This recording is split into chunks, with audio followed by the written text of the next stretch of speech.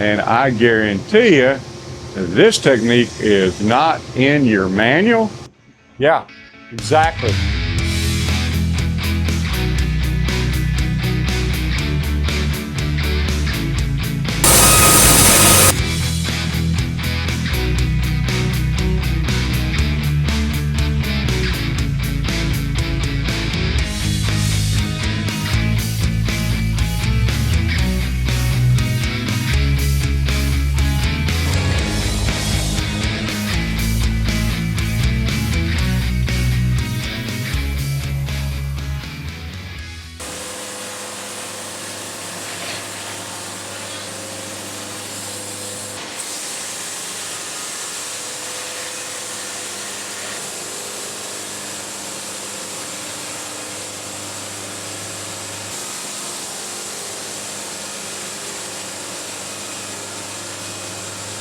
Today I've got a problem with my sawmill.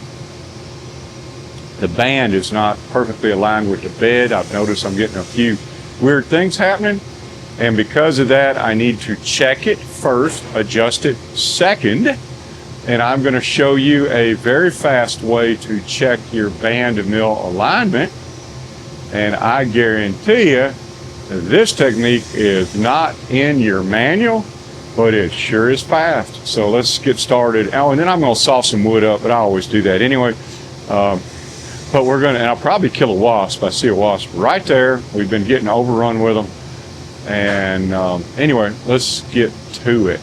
So first thing, I noticed my band wasn't cutting perfectly straight. I got to check it. So what do? You go to your man. There come bugs everywhere too. You go to your manual and then pull out that thing that's about that thick, depending on the manufacturer, and it talks about all this stuff you're supposed to do. Or do you do it the way I'm going to do it? I would suggest do it the way I'm going to do it, because if I thought there was a better way, I'd be doing it. You're going to need a few things though that your sawmill manufacturer should have included. Is you're going to need blade guide alignment tool from Wood-Mizer or anywhere else. You do need a sawmill. I feel like Carol Merrill. And you're going to need a carpenter level, bubble level. You need a piece of metal that you can span 2 bed rails with, right there. And then you're going to need 2 height indicators. You can use anything for a height indicator. You can use a tape measure, which doesn't stand up by itself. You can use a speed square that doesn't really stand up by itself. You can use pretty much anything. But what you're looking for is something about that tall, so you don't have to bend over, that stands up by itself. And there's any selection of things that you probably have at your sawmill. So you got to get something that's the same height. So here's how you do. This is tricky. Now y'all got to watch real careful, okay? Don't let me lose you. You take blade guide alignment tool number 1 and you clip it on the blade next to that drive wheel and that roller guide that needs adjusting potentially. And you get the other one and you clip it to this side. Then you put your level down on 2 beds. You look under your handy dandy tube of grease, because I've got 2 of them and they are exactly the same height. And if your band is level, the height above that one will be the exact same height above that one. And it clearly is not. So the band has twist in it. The other quick check that I did before this, which some of you will remember, is you clip a blade guide alignment tool on this side over there, just like I have it, and you sight down them like using what are called winding sticks. And if your blade is perfectly aligned, no twist. I don't know if this camera's going to get it, but they will be perfectly parallel to each other. And that would explain why I'm having a little trouble, because the front of the band is twisted up a little bit. So that's first test. Flip them to either side, look down them. If they're not parallel, get you 2 handy dandy tubes of grease. In my case, you can use WD-40, you can use whatever you've got handy that's the exact same height. Put a level on the bed, check that, and guess what? It's not level. Or you can use the wood miser technique of get one blade guide alignment tool, get a tape measure or speed square, measure from one end of the stick, and then push it, the head, by hand to the other end, measure the other end of the stick, and find out they're different. And you have to keep pushing them back and forth before you actually can be convinced that everything is right. Too many times touching the stuff. Don't like touching stuff that much. The reason you want to use a straight edge is it allows you to span 2 or 3 bed rails, and that way if one's a little out of kilter, it's not going to matter. This kind of is like an average. Here's how hard it is to check. Let's just do it real quick, okay? So, take your square, take your straight edge, put something right there, put something right there. That one doesn't quite touch. That one doesn't quite touch. And they are perfect. You can actually see them now. Right there, right there. We're done with the drive side. It's that quick.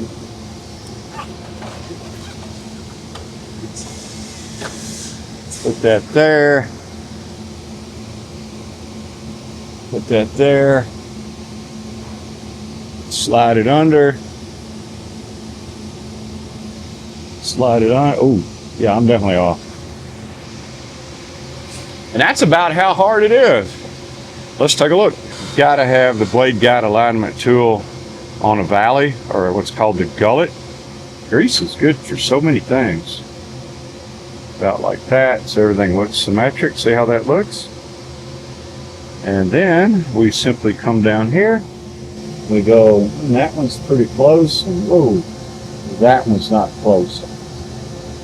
So that one's definitely pointed up. This one's not. So we need to cut. Can y'all see that? I hope so.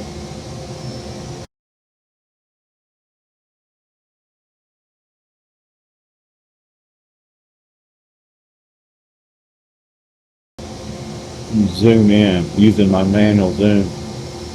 That's probably 16. That's twice. That's an 8. And now all we have to do is adjust it. Next thing you want to do is blow all this stuff off just to make it easier to work on.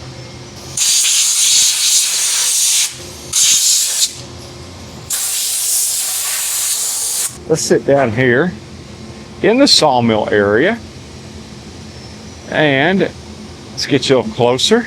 You always need to check that, which I have, make sure it's all tight. But either way, I had a feeling this guy was not right, so it's time to do it.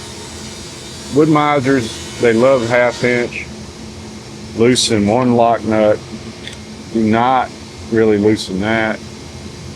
I mean, take just a hair off of it. Loosen the other opposite locking nut, because you know it's pivoting. So if I'm high on that side, that means that, and if this is the fulcrum right through here, I'm high, I need to raise like a seesaw, right? So if I'm high, I need to raise this up. So this guy needs to get loosened just a little bit. And then right now everything's still tight. I like to go maybe a 1/2 a quarter turn. Right there. Then we loosen this guy up. We need to go up a quarter turn. And this guy is just a little bit loose, so this is going to go up. quarter turn, about right there, snug. Now let's look out. It made a difference, but it didn't go enough. Let's go up a little bit more. Quarter turn there, and then another quarter turn to tighten it up.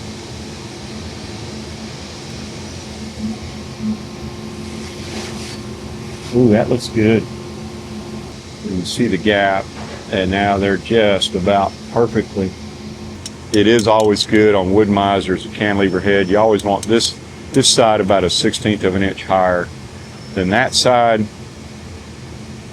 That's an easy thing to check, and all I really have to do is set my high dollar checking rig, and then all I have to do is pull the band over my grease cartridges, and it does barely hit. And we know on this one it was a little up. This one's barely hitting. That's our 1/16 of an inch. We are done. I mean, seriously, how easy was that? You may be wondering what kind of grease is required. Well, I personally prefer the Lucas thick stuff. No, I'm kidding. Doesn't matter. You just need to have two items that are the exact same height. You can use a block of wood. You can use a high-end gauge block. You can use everything from cans of WD-40. That's pretty good because I got the little spray tip. It doesn't really matter, but you want two things that are field expedient, that you have two of that are exactly the right height. Most of the time, I use my cans of bug spray. Unfortunately, this one's Raid and this is Eliminator, and the cans are different heights, so that's not going to work, right? This isn't rocket science. So let's just rehash. Rehash? How about we recap? Two blade guide alignment tools, either side of the band. Sight down them as winding sticks. If they're not perfectly parallel, you got a problem. Go get you a straight edge, thusly. Get any two things that are the exact same height. Put them on there on your straight edge. Put the blade guide alignment tools over the top of them, inside and outside, especially to the side. If you think's out, eyeball it, and you will not see that in the manual, and I bet you won't even see it on any other YouTube videos. So how about we get back to sawing the log? So don't send me any comments about how Wood Miser's got this beautiful 400 printed page manual that tells me exactly, or tells you exactly how to double check your stuff. You can do it, or you can use this Hobby Hardwood Field Expedient method. Don't use John Deere grease because it's probably not all going to be manufactured correctly. It won't be at the same height. Woo, that one's going to get some comments from my John Deere fans. So anyway, let's get back to sawing. I got to put all these fancy tools up. Hey, I might go ahead and put these right in a grease gun. Alrighty then. Anybody know if this is going to work?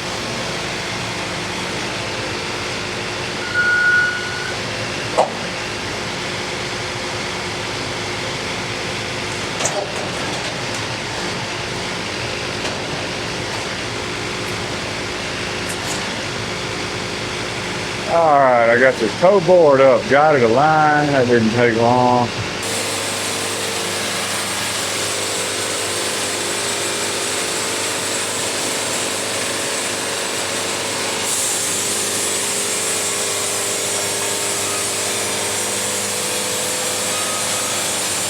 I'll set my auto down.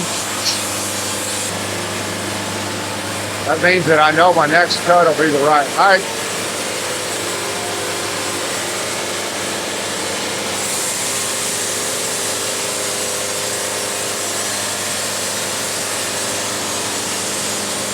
There's sawdust coming at me. I don't like that.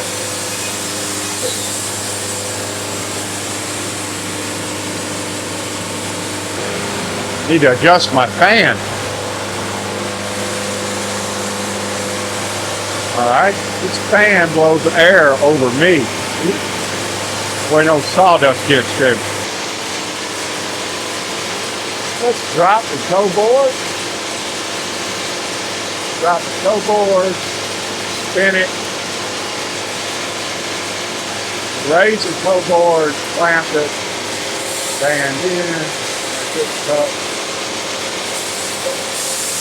We're going for about 6 inches deep. I need a 6-inch wide board.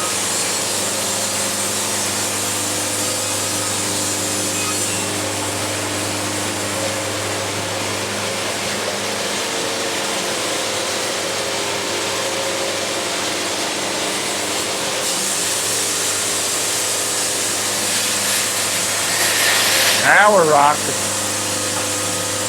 Band is much better.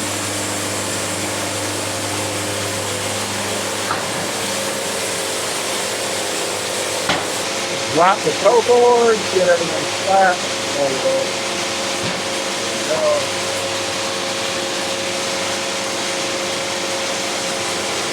We go into pattern mode now. I need to go into pattern mode. Got 1 1/8" drop. Try this one.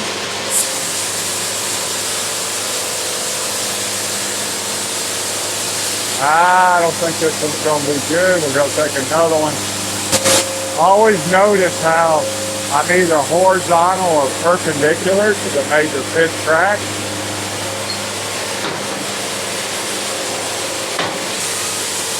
So I'm getting a couple live 1-inch live edge here.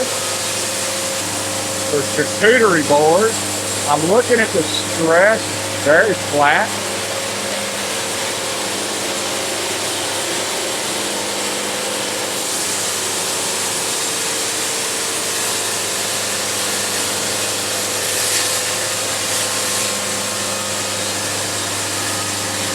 Looking good.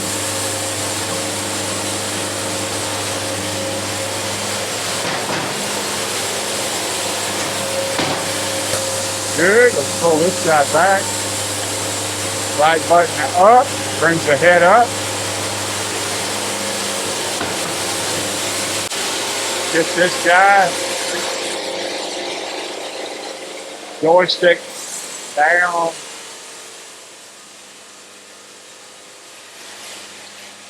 I can hear the fan humming. Yeah, baby, there's almost no jump at the end. This was a little adjustment, made the difference. Get another wide one. Going wide here because I'm not seeing any stress. There should be some stress, but there isn't. So I'm going to take advantage of it. Pull these two guys back. So basically I hit return, pattern mode. Oh, got the band singing. I love that sound.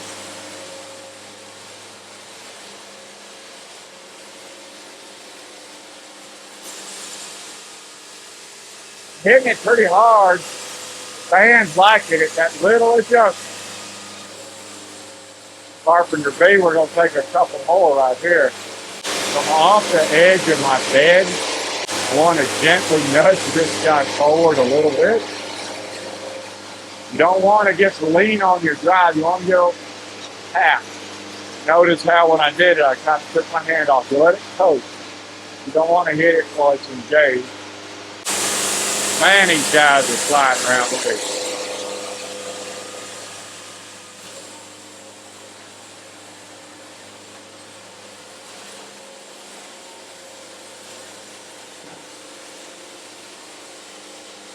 Move the head up so you can see.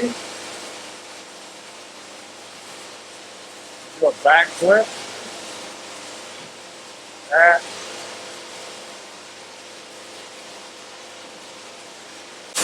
Band is singing. Yeah, baby. That feels good. When your saw's sawing good, you feel good.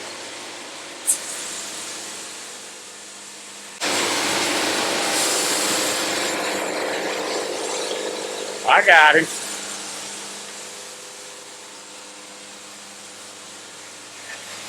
I can saw and kill wasps at the same time. Auto bump up. Let's get this guy off of here. perfect.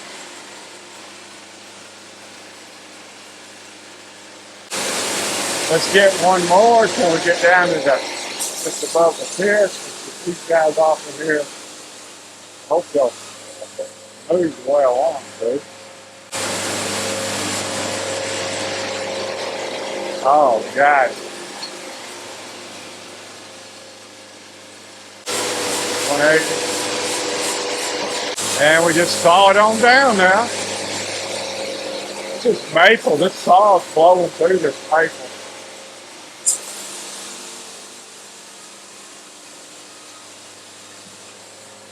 That's why you want to have a fan that's set up straight.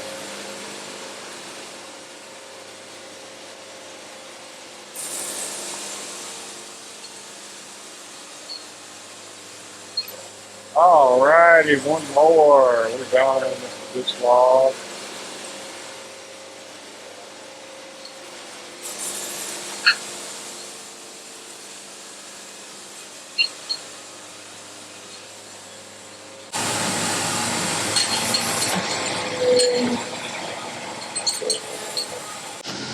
I don't know, that's pretty much it. A lot of wood. Nice log.